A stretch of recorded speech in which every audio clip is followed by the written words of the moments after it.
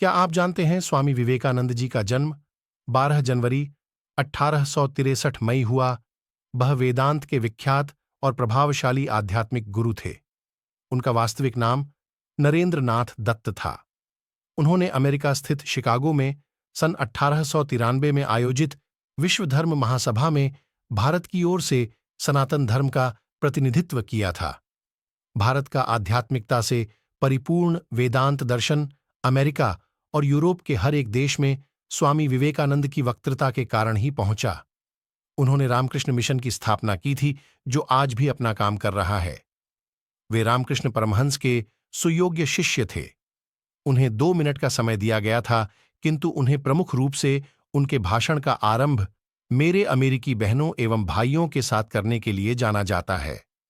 उनके संबोधन के इस प्रथम वाक्य ने सबका दिल जीत लिया था। शिकागो में विश्व धर्म सम्मेलन में मौजूद लोगों को कोई अंदाजा भी नहीं होगा कि आज यह सन्यासी ऐतिहासिक भाषण देने जा रहा है। आइए उनकी जयंती पर एक बार फिर उस भाषण के कुछ बिंदुओं को सुने, जो आज भी गर्व की अनुभूति कराते हैं। स्वामी विवेकानंद ने अपने भाषण में सबसे पहले अमरीकी भाइयों और बहनों कहकर सभा को संबोधित किया।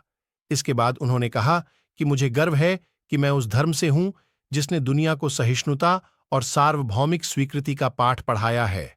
हम सिर्फ सार्वभौमिक सहिष्णुता पर ही विश्वास नहीं करते, बल्कि हम सभी धर्मों को सच के रूप में स्वीकार करते हैं।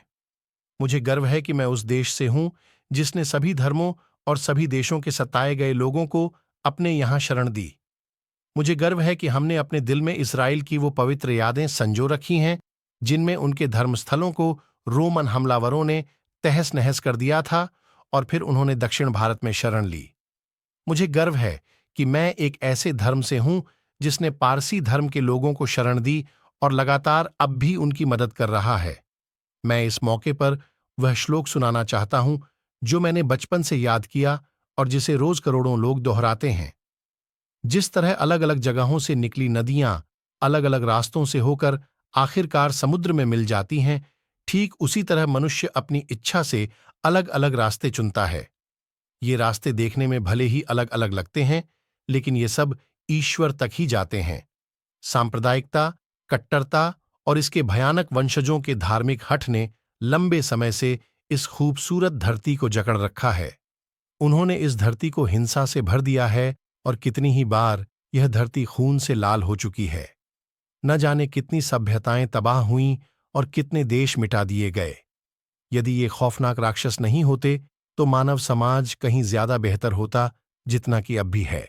लेकिन उनका वक्त अब पूरा हो चुका है। मुझे उम्मीद है कि इस सम्मेलन का बिगुल सभी तरह की कट्टरता, हठधर्मिता और दुखों का विनाश करने वाला होगा, चाहे वह तलवार से हो या फिर कलम से हो।